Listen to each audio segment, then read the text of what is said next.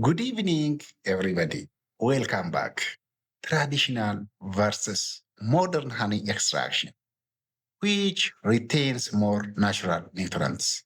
This will help you produce healthier, high quality honey. Traditional method involves crushing the comb and filtering with simple tools.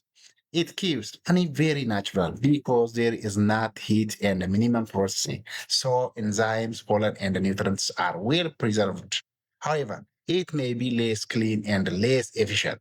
Modern methods use machines like extractors and filters.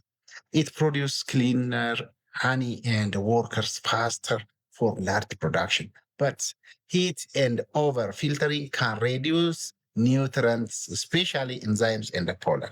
Traditional is equal to more nutrients.